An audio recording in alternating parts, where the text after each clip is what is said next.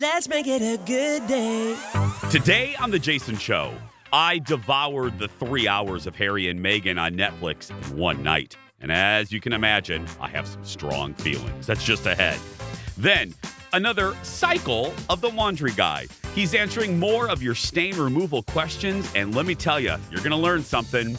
And looking for a good read this weekend? It's another edition of Kendall's Book Club. The Jason Show starts right now. Here we go. Let's make it a good day. We do it our own way. Let's make it a good day. Oh, no matter what they say. Oh, yeah. Let's make it a good day. Let's make it a good day. Hello, everyone. And welcome to the Jason Show. I'm Jace. Hello. Greetings and salutations, my friends. Kendall has the day off. The OG has returned. It's Shane Wells, everyone. The OG. The OG. How you doing? Welcome. I know. I can't even hear my own Full thoughts house. right now. I love it. I love a Friday crowd, man. These are the best. Yes. The Friday crowds are tremendous. They're always here to party. And a quick hello to my Uncle Dan. Your Uncle Dan? He's watching in Everett. He just saw one of your commercials in Fox 13 in Seattle. And he's like, oh, and I said, oh, I'm going to be on that today. He's Yeah. like, oh, I'll tune in. Well, hi, Uncle Dan. Yeah. Hi. Yeah, hi. We have someone actually visiting us from the Washington area in the audience No. today. Yeah. We're going to talk to her a little bit later. Right there.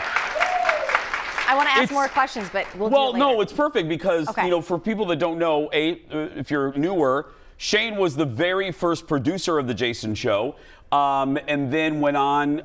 Now she's an anchor over at Fox 9 News, but you're also from Washington, Wenatchee. Yep.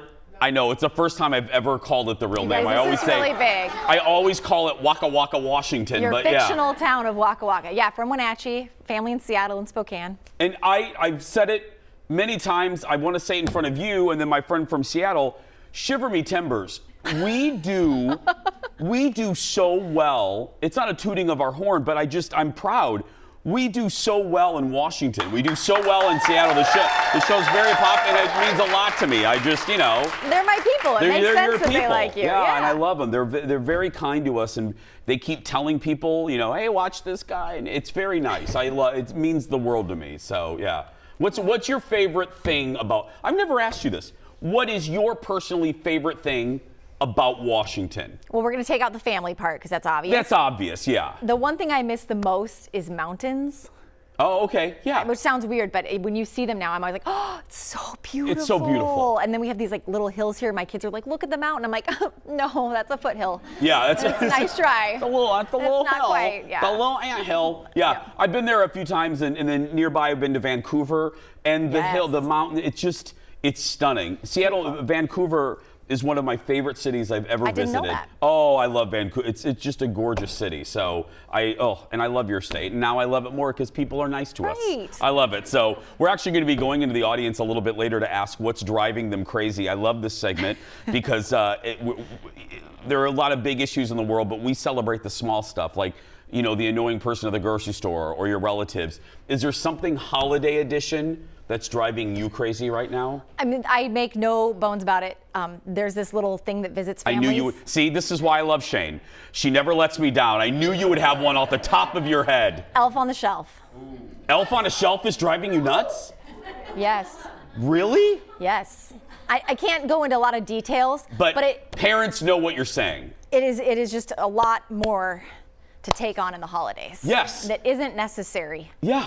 And we're turning it into this big spectacle for the gram. It just doesn't have to be. Yeah, Bring it down, guys. Yeah, Take a I break. can't imagine all that you have to help. Like the elf needs a little help from the parents sometimes. Occasionally, yeah. Very small. Needs ladders very to tiny. get to where They they get need to trapped go. sometimes, yeah. Mm-hmm. We didn't have that. And in Elf on a Shelf, the elf never reached Indiana. I don't think it. No, I'm serious. We didn't have. No, trust me. Guys, we you're better barely off had for it. Christmas in Indiana. Let's be clear. I mean, we didn't have. No, I had great. my mom always watches, but one little quick thing, it's 'tis the season. The best Christmas my mom will remember, she helped Santa. We had a ranch style house with a hallway, my bedroom, extra bedroom, and then my mom's room, and then the bathroom. Very small hallway. Yeah. There was one year that my mom asked Santa to put the presents right outside my door. So when I open, and I'm getting you talk about magic, and I really do mean this.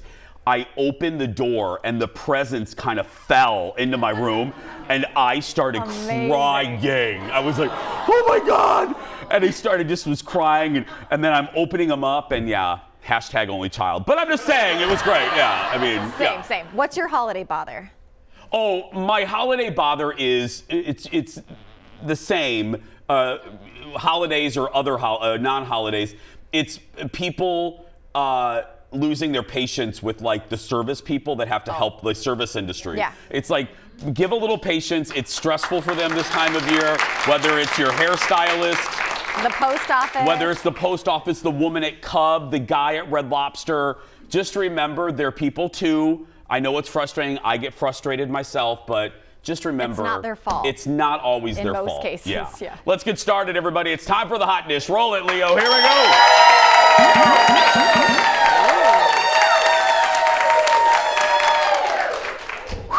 Okay. The Harry and Meghan documentary series dropped on Netflix this week. And Colin got home yesterday. He went out for drinks with a friend. I go, make that quick. Get home. We got stuff to do. And that stuff is Harry and Meghan for 3 hours. Now, before I give you my thought, I believe this first clip I have two clips. Is this the first one that I picked, Jeff, I think? I think so. Yeah. This clip is talking about this is one of the revelations. Like I had a couple things that were takeaways for me. This was one of the lighter ones. It gets very serious, but this is one of the lighter ones where I thought, like probably you thought, when you enter into the royal family, there's like a book or something, like a class of like, here's how you curtsy, here's how you do this, here's this protocol. No! Listen to this. There's no class in some person who goes sit like this, cross your legs like this, use this fork, don't do this, curtsy then, wear this kind of hat. Doesn't happen. Some people on Twitter suggesting it looked a little bit like the happy poo emoji.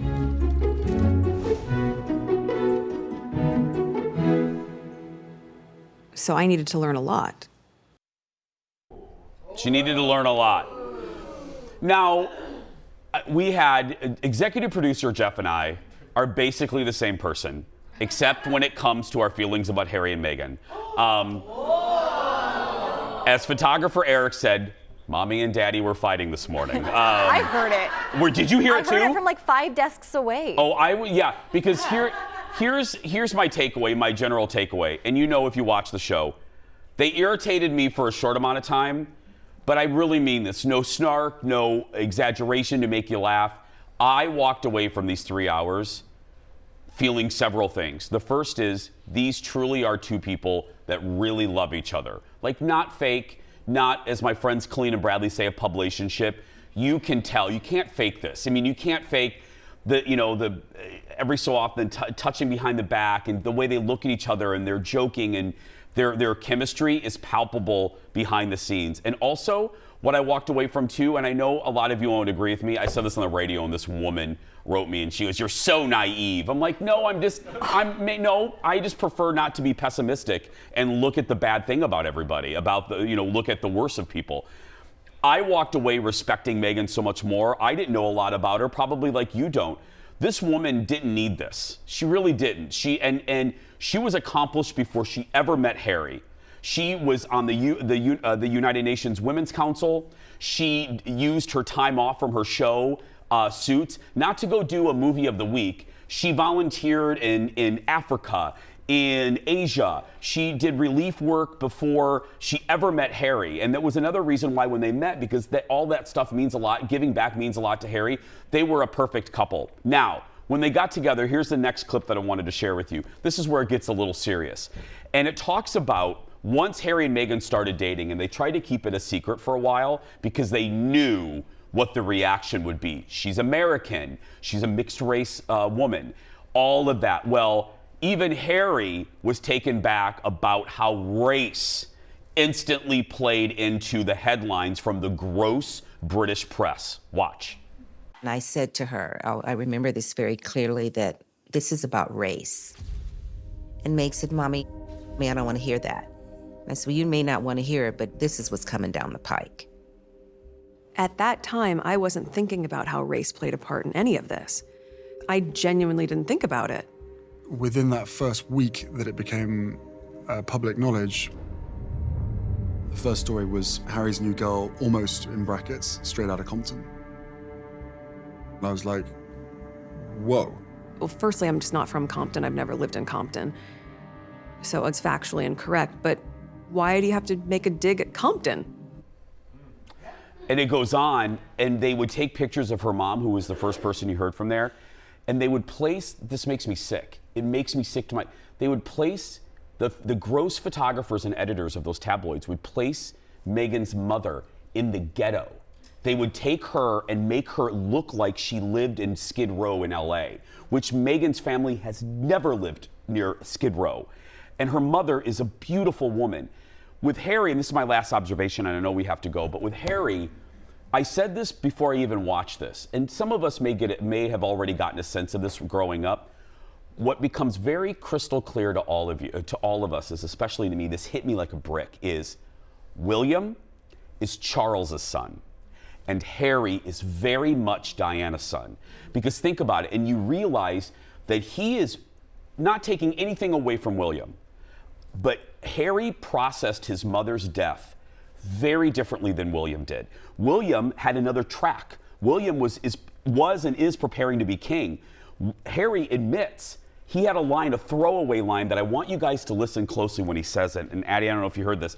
He said, talking about mourning his mother, he goes, I was left alone to process my mother's death, which tells me the infrastructure of the palace were not there. You know, they were rightfully so constant. It's not a fault of William, but that's why if you have watched your mother go through what we all watched Diana go through, and if you're Harry and your mother got killed because of that, wouldn't you do everything in your power to prevent that happening to your wife and child? And that's exactly what Harry did.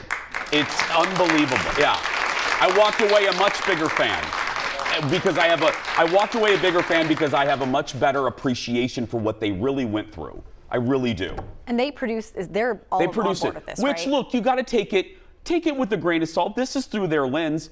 But think about this. We've only heard their story through the mechanism of the palace and the gross tabloid press. Don't you think they have a right to tell their story?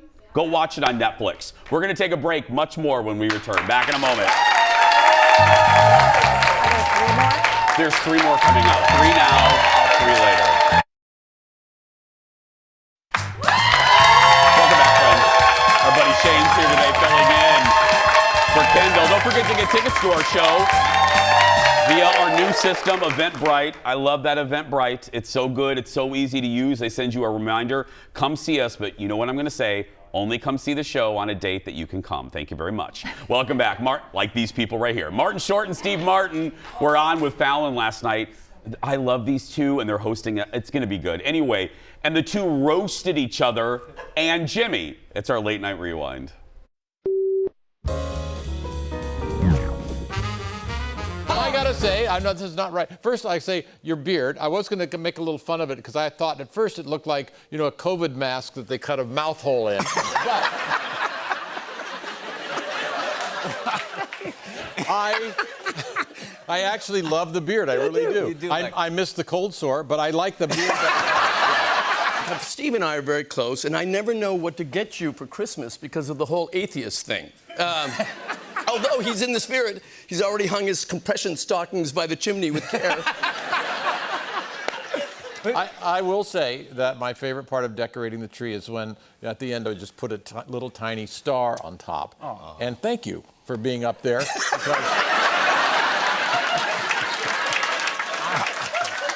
I know that can get uncomfortable. Oh, my God. They're so good. They're so good. They're in their 70s and they're hotter than ever. I love that, right? Their dynamic is just, it's so good. The duo, as I mentioned a few seconds ago, is hosting SNL. Brandi Carlile is a musical guest. It's gonna be a good episode. It's time for a special serving a hot dish all the way from Hollywood. Give it up for our friend Jacob from TMZ. Hi, Jacob. Hey, how's it going, Jason? Hi, buddy. First up, okay, as the Good Morning America turns, TJ and Amy from GMA3, Electric Boogaloo, have been off the air this week. That's an 80s reference. 8 people got that joke. Anyway, how are things going for them right now?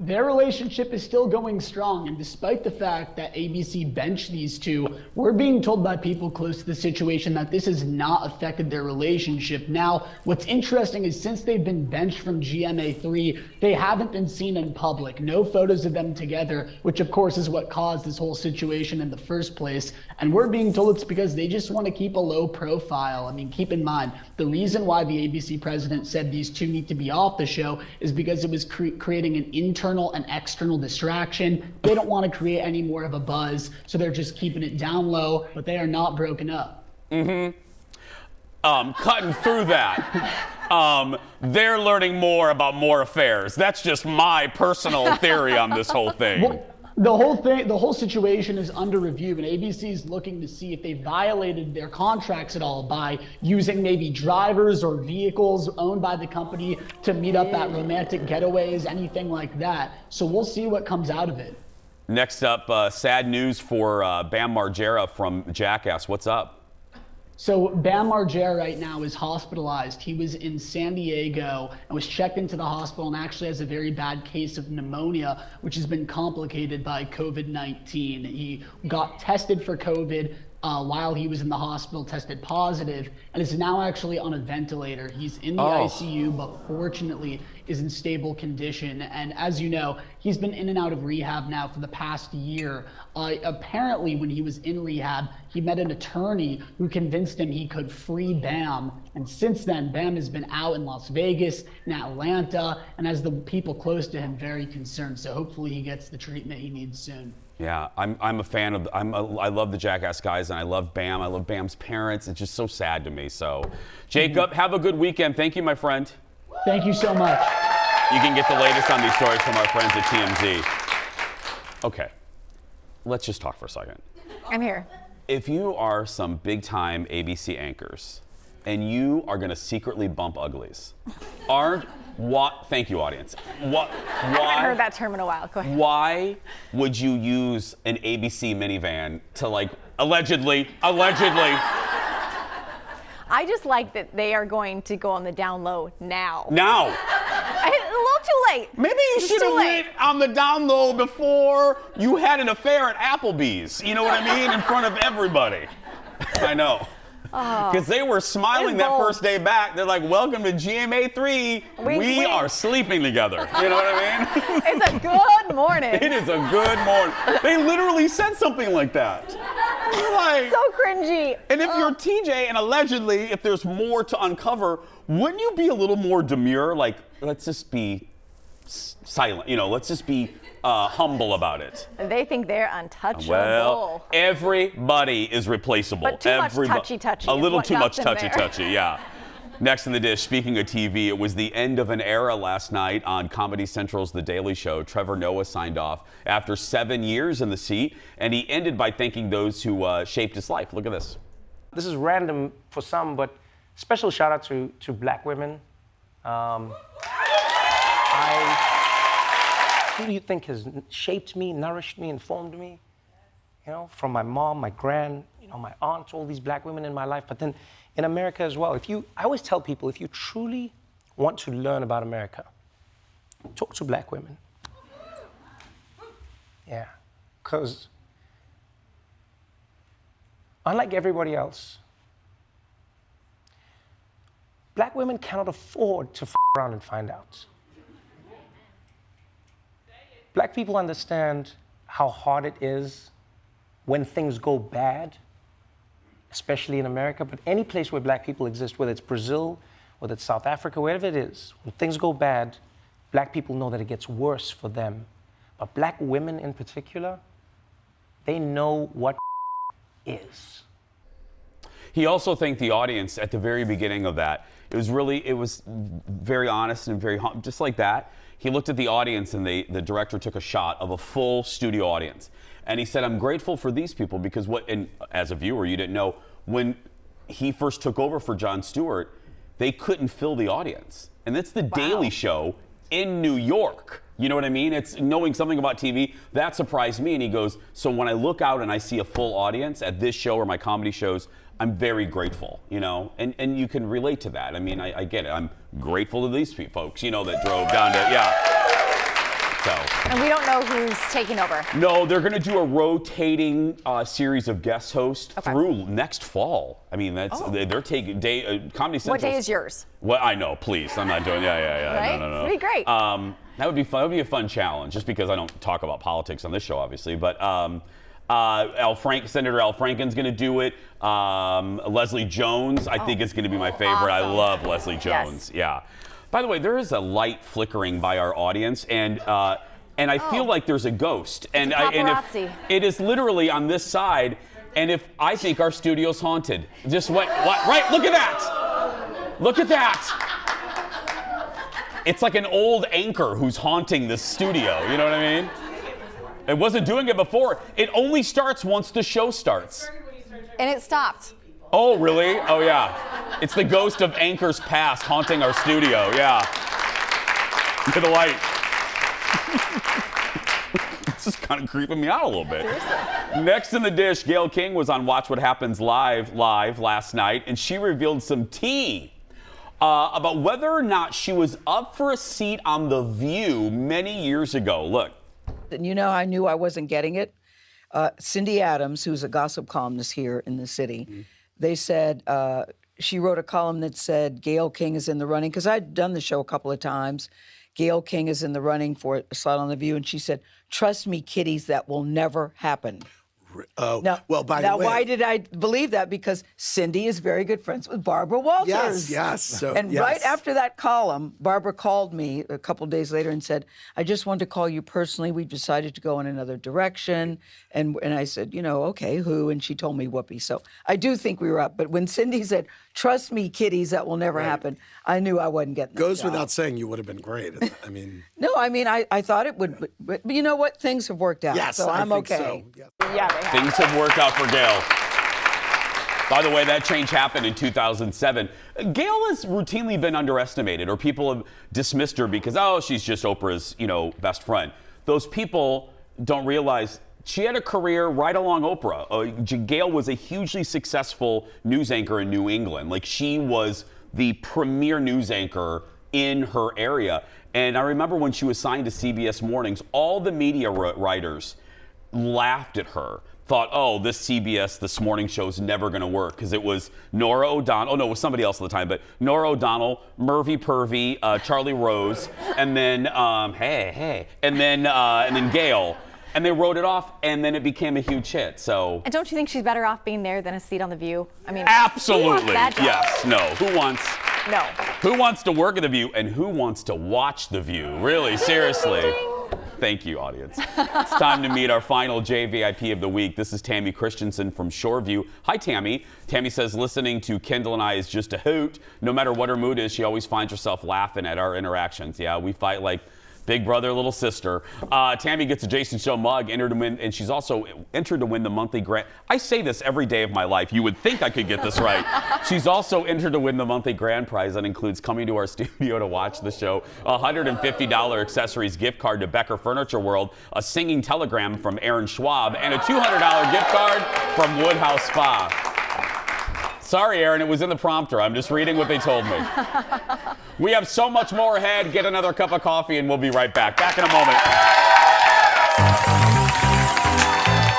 Coming up, my friends, you had so many stain removal questions for the laundry guy, we had to do another segment. That is just ahead. Then we're going into the audience for a holiday edition of one of our favorite segments, What's Driving You Crazy? And looking for a good romance or mystery or biography, find out the latest picks in Kendall's Book Club. We will be right back.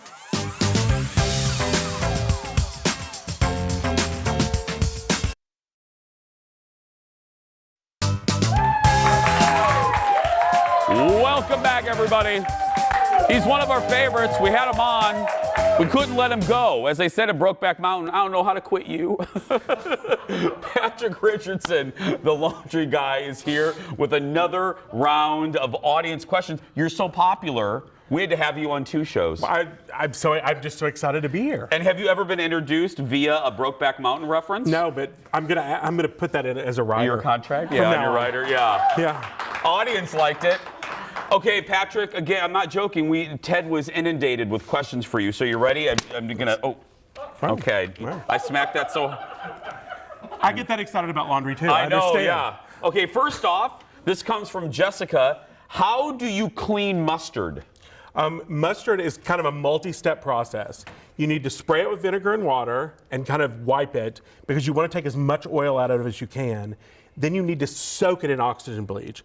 It will turn bright red, and you're going to let it soak for an hour and a half, and after that you pour really hot water through it and then toss it in the washer. If it is non-washable, you have to blot it with hot water and then scrub it with a brush. So if it's on your sofa, mustard is one of the hardest stains I know of to get out. Really? Yes. I would think it would be wine, blood, oil. Those things like wine doesn't scare me at all. No. But mustard doesn't scare me either. But yeah. It's the turmeric in mustard that's really hard to get out. I love that. Before we go on to the next one, I got this from your last segment on our show. If I'm putting together my laundry room, I'm hearing a trend: vinegar and water, oxygen bleach, a horsehair brush, and soap. Am I right on that? That would be the core. I would also add a spray bottle of rubbing alcohol and like a really good plant-based detergent or soap. And that would be like the best laundry room ever. Yeah. Next, this one's from Trisha. How do you remove Crayola paint from a sweatshirt? Well, Crayola paint actually should be washable because Crayola kind of, so I would scrub it with the brush and soap because all you really want to do is like loosen the paint up, because probably what happens is when you just throw it in, it's just embedded into the fibers. If you use a horsehair brush and scrub it and kind of lift the paint to the surface, it should just wash right out. Okay. Next one from Sheila Oliver. How do you clean snow pants from the 40s that are fur-lined? Okay, I apologize for this question. This is very specific. This is like like Stump the Band on Johnny Carson. I'm trying to stump the laundry guy. I'm kind of into this actually. Okay. Because well, go. I want to hear your answer on this one. I'm going to tell you how to wash it like you would wash a fur coat. Okay. So what you want to do is take a little bit of soap. This is not the time to use like laundry detergent from the laundry room. You want to use a laundry soap or like hosiery wash or even baby shampoo, something that you can rinse 100%. Fill the tub with just enough water to submerge them. Since they're fur-lined, I'm actually going to suggest that you scrub the outside and then flip them inside out and put the fur on the outside. Put them under the water and just swish them.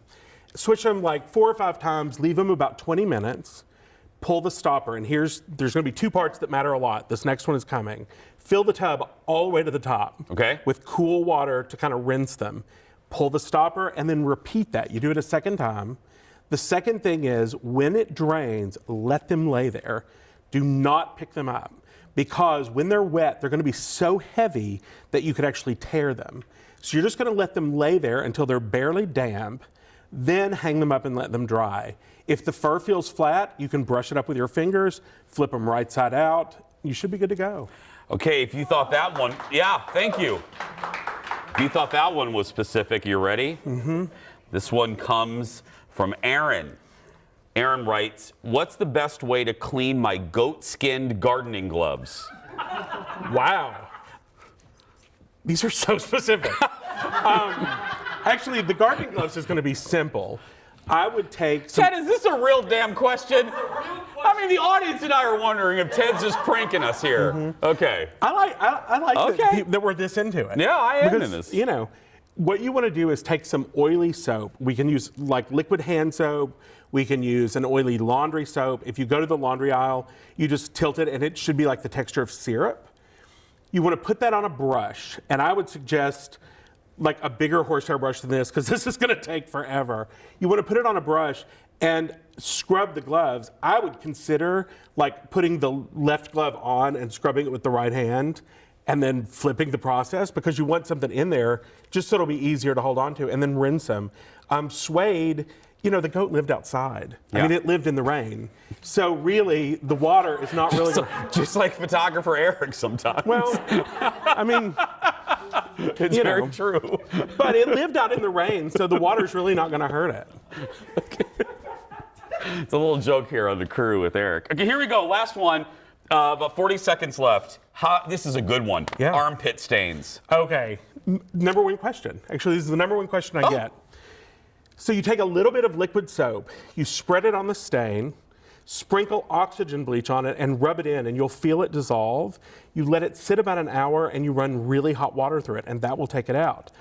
But the better trick, when you start with a new shirt, or once you've gotten the stain out, if every single time, and it's every single time, if every single time you get ready to throw it in the washer, you spray it with a mixture of 50 vinegar, 50 water. So you spray the armpit with vinegar and water, and while it's wet, the washer starts, you'll never have the stain again. Patrick Richardson, everybody. Don't forget to watch The Laundry Guy on Discovery Plus. Clap one more time. We'll be right back. Back in a moment, everybody. Stay with us.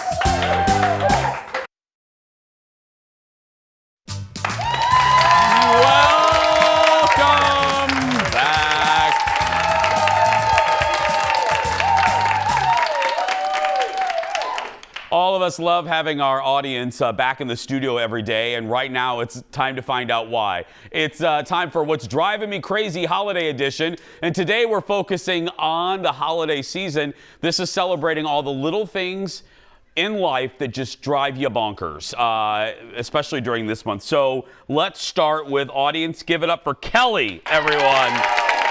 Where's Kelly? Kelly's right there. That's right. Come here, Kelly. Come on over here. What's driving you crazy? You're required to take your entire cart of items through self-checkout, but they still have not increased the size of the bags. Yes! Kelly, that's a really good one. There's only... Oh, she left. Wait, Shelly dropped... It's okay, Kelly. Just...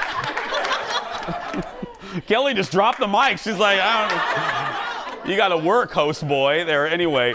That's a really good one. I didn't think about that. Like, especially at Target. Don't mean to pick any Target, but Wally World, too. Come on, get some... Anyway. Okay, Katie. Give it up for Katie, everyone. Right over here. What's driving you crazy? I ordered a sweatshirt off of Etsy, and I have no idea if it's coming. There's no confirmation. They charge my bank account, but there's nothing in my account or anything about it. They're like, yeah, it's supposed to be shipped tomorrow, and it's like been a week, and I still don't have a sweatshirt. Okay, I'll handle this. Katie, have a seat.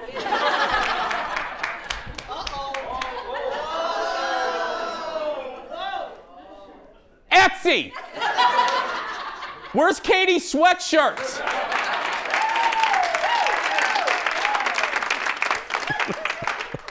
Sorry, that's probably going to make it go longer. It's probably, believe me, you know what? All kidding aside, I've actually heard that from a lot of people that, look, there's, problems sometimes with the mail at this time of year, but people just aren't even getting notices. I've heard that a lot from people. Where's Carol?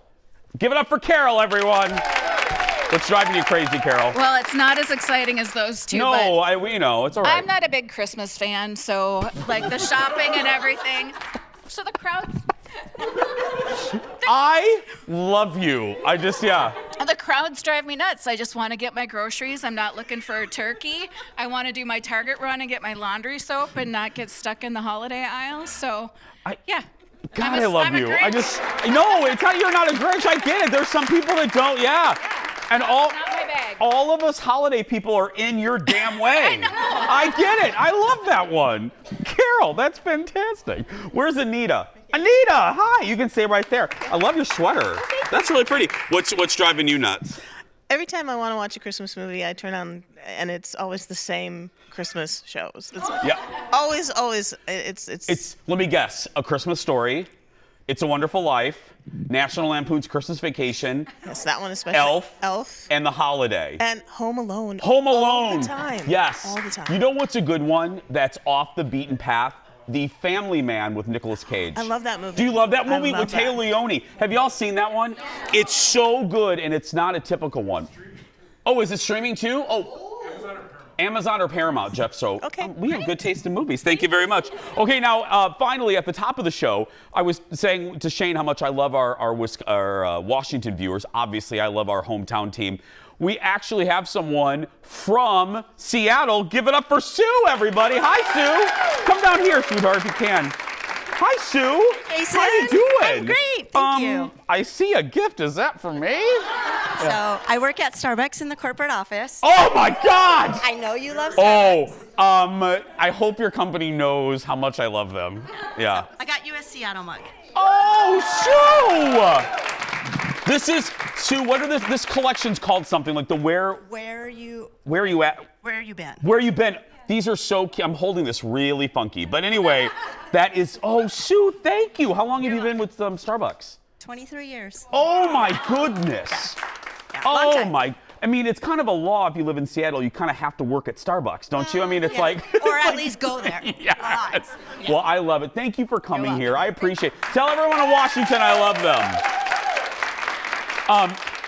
Mine is a quick one. Do we have time, Jeff? No, we don't really. Okay, I'll do it really quick. Mine is around this time of year when you go to the checkout and you go to put, your credit card in there. They ask you 55 questions at the credit card machine. Do you want to donate to Marlo Thomas? Do you want to donate to the Salvation Army? Do you want to donate to Marlo Thomas again? Do you want a rebate? Do you want to sign up for a newsletter? No. Like her, I just want to get the hell out of there. Yes. We'll be right back. Back in a moment. God, I love you. That is so nice of you. I'm going to use it today. Welcome back to our show. Oh, having fun with the audience today. Don't forget to come see us. Go to eventbrite.com or on the Eventbrite app to get tickets. Books can be a great gift for the holidays, and if you're looking for a good book to give or read, Kendall is helping you out once again. She's back with her mom for their December book club. Look. On our special December edition of Book Club, Mom and I are talking about some of our favorites, or at least maybe in your case, one of your favorites. One of mine is more of a book that I really liked that you can read this holiday season. I'll let you start because you're starting with one of our favorite Christmas authors. Right, I'm starting with Jenny Colgan, who never fails to bring us a delightful holiday book, and this time it's no different. This one's called The Christmas Bookshop, so of course I love that. Carmen is our protagonist. She's laid off from her department store job. She has no cash and no options. But her perfect sister, Sophia, who happens to be extremely pregnant, and also, as I said, very perfect. She has the perfect husband, the perfect job, the perfect home, and the perfect children, which is very annoying for Carmen. So they've always had a kind of a hard time getting along, but Sophia's reached out and has offered her a job and has offered her to come and stay with her through the holidays. Sophia has a client who's about to lose his bookstore because it's in very dire straits. He's very disorganized, it's very shabby, and Carmen, even though she's not sure this is a good idea, decides to go ahead and help out her sister and have a job. So she moves in with her sister. She finds herself thrown into this rather mysterious world and inner workings of this ancient bookshop. She's working for a man, his name is Mr. McCready. He's very charming. And she quickly immerses herself into trying to revitalize the store in time for the Christmas shopping season. We don't know if she's gonna do it or not. You have to read it to find out, but you're gonna add in a very famous, handsome, charming author who comes for a visit and shows great interest in her. And then this sort of nerdy but intriguing local professor, and this book is Holiday Magic. So I think everyone should read this one. And then I'd like to just quickly remind you of a book that I reviewed, I believe it was last year. It's called Mr. Dickens and His Carol. It's by Samantha Silva, and it's a reimagining of how the story of Dickens' classic Christmas Carol came to be. It's a great read. Happy holidays. Happy holidays. So full disclosure, I like the author Mom is talking about, Jenny Colgan. If you're going to read one book, read one of her books. They're all really great. But I really enjoyed this book that I read last year. It was called Mistletoe and Mr. Right. It's by Sarah Morgenthaler, and it takes place in Alaska, which is kind of romantic in and of itself. It's this woman, Lana Montgomery. She is very wealthy. She comes from a very prestigious family who owns a lot of real estate, including this hotel in Alaska. She moves there business only. She's not into Christmas. She's just like kind of trying to do her job. One of her friends, though, has recently also moved there and fell in love. And so she's, out and about with her and meets this guy, Rick, who owns one of the places that owes Lana's company money, because of course this small town isn't doing very well, kind of like a Hallmark movie. Goes into how that romantic connection continues. Plus there's this funny little moose character. It's like, it sounds very random, but there's this moose who's trying to destroy Christmas. It doesn't like Christmas decorations, and it's, as silly as it sounds, it's a big part of the plot, because on Lana's mission to get rid of this moose, because it's ruining the holiday vibe, which is how her family makes money, by getting tourists to come, she tranquilizes this guy, Rick, that becomes her love interest shortly after pranking him, which is hilarious all in and of itself. So if you want to try something different, again, that is Mistletoe and Mr. Right by Sarah Morgenthaler. But like I said, if you're only going to read one book, probably read one of Jenny Colgan's books. Am I right? You're right. Excellent idea. Well, happy holidays, everybody. Happy reading. Thanks, Mom. Merry Christmas. Thanks to Kendall and Kendall's mama. Look at my new mug. I love this mug, but hey, can you talk to corporate? They just changed the hours of my Eden Prairie Starbucks to open a half hour later, and that doesn't work for us. We'll be right back. Back in a moment.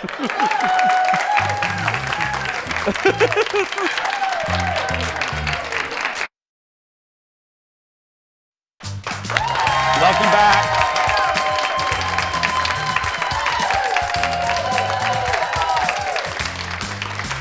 We are all loving the Christmas cards we're getting from our second annual Christmas card exchange. Let's highlight a few of them. First up, a card from a familiar face. You hear me reference him like I do all members of our family.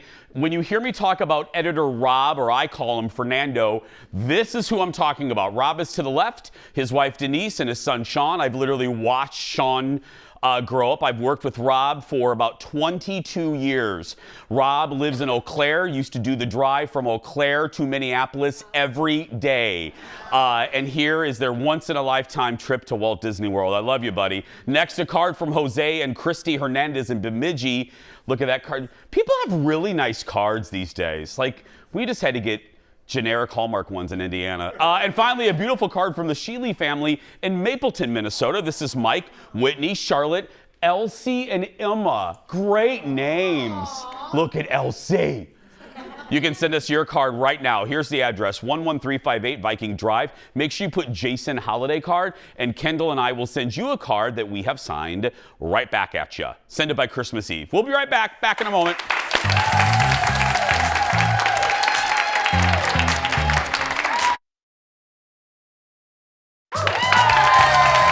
Welcome back to our show, everybody. So glad you're here. Come see us next week. Eventbrite.com. It's time for the surprise goodbye. You know how this works. I don't know what's in this segment until I read it right now. Today, pajamas for anyone feeling a little lonely this winter. Jim Beam Liquor is selling PJs meant to simulate a hug.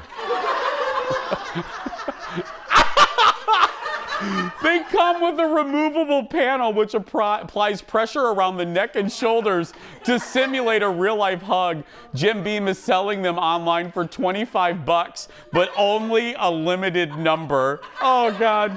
And photographer Eric has already ordered a pair. Yeah. Eric, you get one? We'll get it for executive producer Jeff. He doesn't like human contact, so he'll get it.